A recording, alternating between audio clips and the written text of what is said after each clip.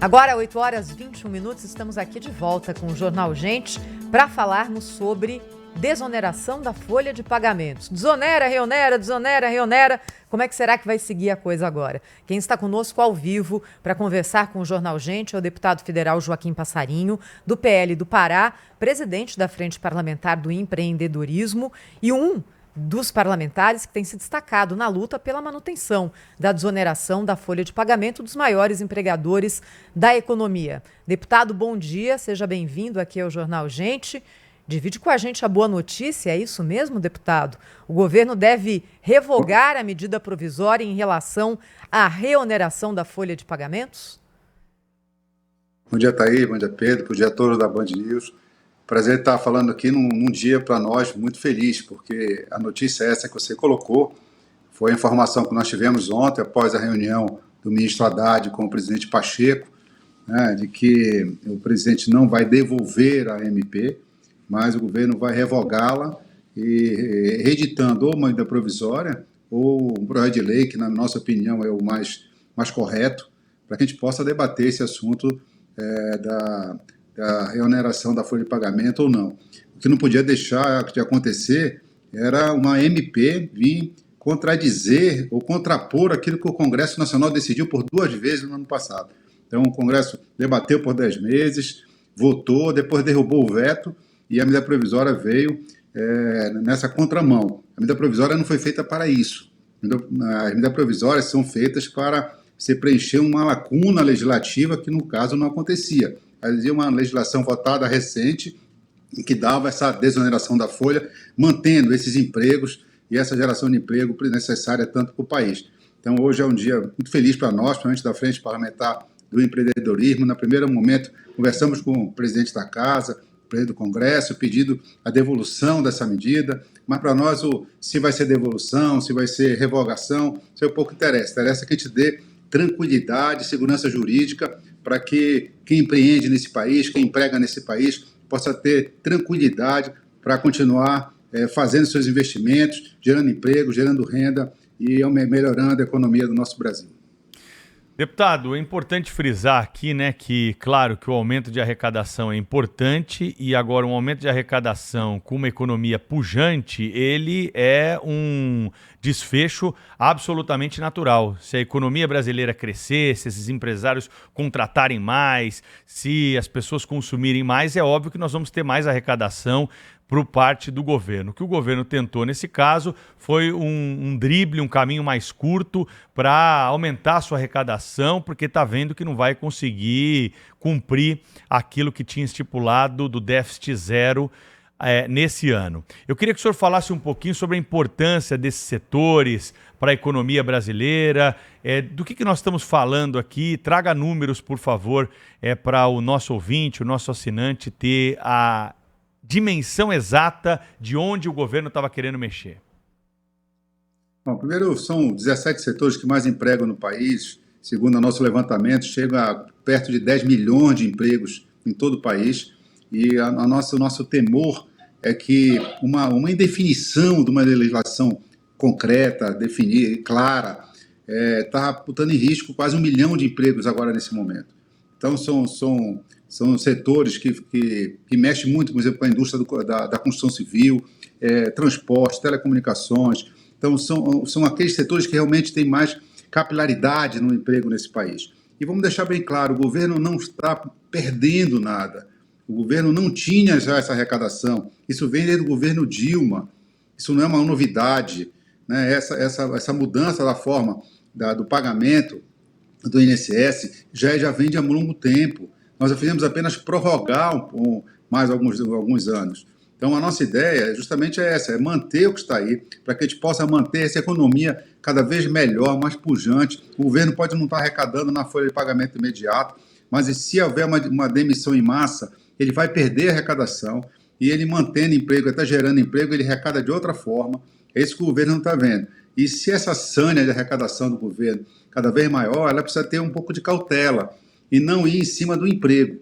Por exemplo, se nós temos que gerar emprego no Brasil, nós temos outras maneiras de poder, inclusive o Congresso, ajudar o governo, né? Nós temos conversado muito sobre uma reformulação na ideia do e-commerce, né? Que começou com aqueles presentinhos de $50, que era uma troca de presente entre familiares, CPF para CPF.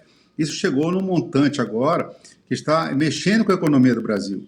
Então, nós precisamos mexer aí, sim, que possa dar iguais condições ao empresário brasileiro ao empresário chinês, por exemplo, e que todos paguem igual, né? Não queremos acabar com o comércio de e-commerce, nós precisamos regular ele melhor, porque tem gente fazendo disso um ganha-pão muito maior e quebrando a indústria nacional. Deputado, em relação à medida provisória, o que acontece na prática agora? O governo revoga a medida provisória e envia projetos de lei ao Congresso. O senhor acha que vai vir algo na linha da reoneração da folha de pagamentos? Ou isso é página virada, ficou para trás e volta ao Congresso a decisão, por exemplo, sobre o setor de eventos, que também estava na medida provisória e que o governo espera manter essa reoneração, até porque era uma decisão ali específica do período de pandemia? É isso que estou lhe falando. Eu acho que o melhor caminho seria o projeto de lei, né? O governo remeteu um projeto de lei. Como são temas que mexem com tributação, eles têm o princípio da anualidade. Então, nós teremos com cautela, debater isso com os setores, com a sociedade, com a imprensa, enfim, fazer um debate amplo com a sociedade. Se há setores que já foram beneficiados, já podem sair desse benefício, já podem voltar ao normal, a gente possa fazer. Mas a nossa ideia, principal na frente, é que a gente possa ampliar esses 17 setores. Na nossa opinião, taxar a folha de pagamento é a pior maneira de se gerar emprego no país, né? Então, essa página nós temos que virar. A ideia da desoneração da folha dos 17 setores foi uma vitória para que a gente possa tê-las como exemplo, para que a gente possa ampliar esse benefício. Logicamente, se houver algum tipo de defasagem, de arrecadação do governo, aí sim, debater com o Congresso que formas nós temos de compensar o governo, principalmente na Previdência Social. Isso é justo, que a gente possa fazer isso, mas com amplo debate, com a academia, com juristas, com a sociedade toda, com os setores, para que a gente possa trazer para o Brasil uma legislação mais clara, mais moderna. O que nós não podemos achar certo é manter uma taxação de 20% em cima da folha de pagamento. Isso é irreal para quem precisa gerar emprego e renda nesse país. Nós estamos conversando ao vivo no Jornal Gente de hoje com o deputado Joaquim Passarinho, que é do PL do Pará. Deputado, o senhor já sinalizou aí e-commerce, né? Um dos alvos aí possíveis, que o governo vai querer tirar essa grana de algum lugar. Há algum acordo com o Congresso Nacional ao governo retirar essa medida provisória, suspender os efeitos da medida provisória, o Congresso trazer alguma contrapartida na celeridade de aprovação de alguma medida? Isso foi negociado com o Ministério da Fazenda?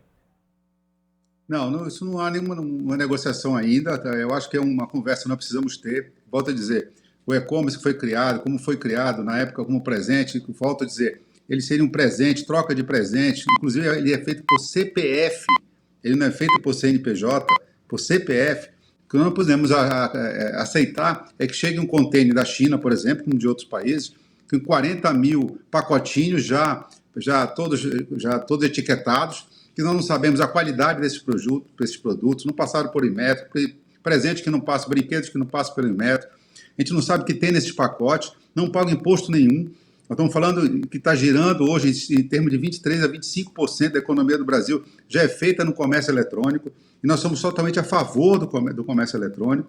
Só não podemos achar que você pode comprar, por exemplo, 200 camisas da China sem pagar imposto, chegando a 200 pacotezinhos de menos de $50, enquanto a indústria nacional tem que pagar uma carga tributária de 30% a 40%. É isso que nós estamos contra.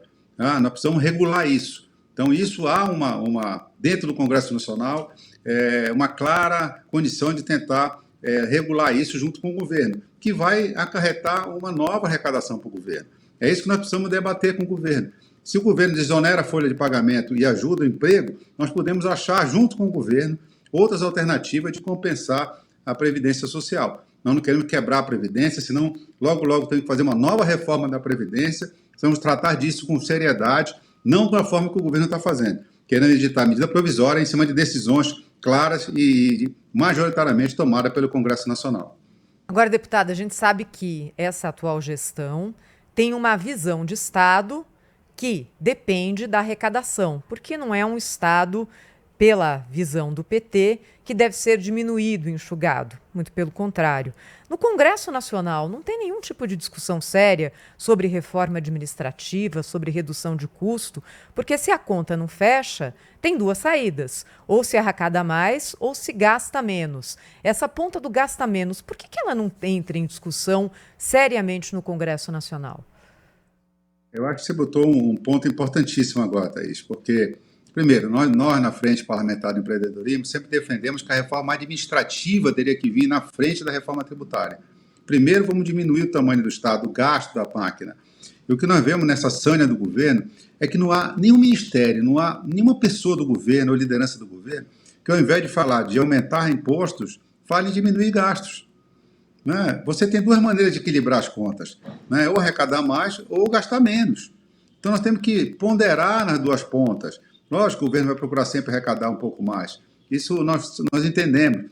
Porém, a outra parte da balança tem que acontecer também. As despesas têm que começar a ser... A qualidade do gasto público tem que acontecer. Nós não podemos estar gastando... Essa gastança não pode ser da maneira que o governo quer. É muito fácil governar sem limites.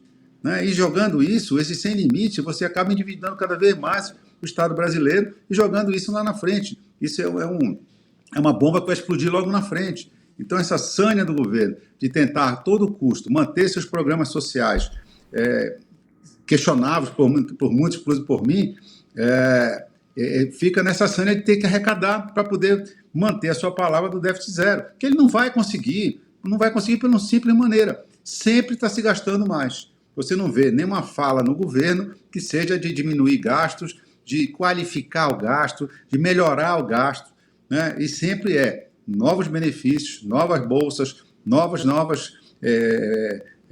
ofertas à sua sociedade, como se isso não saísse do povo do próprio cidadão, e principalmente do cidadão mais pobre. Então, essa discussão precisa ter no Congresso.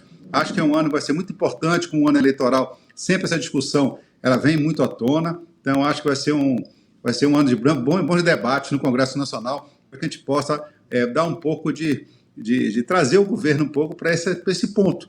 Né? Não que ele não possa arrecadar, mas que ele possa qualificar e melhorar o gasto público.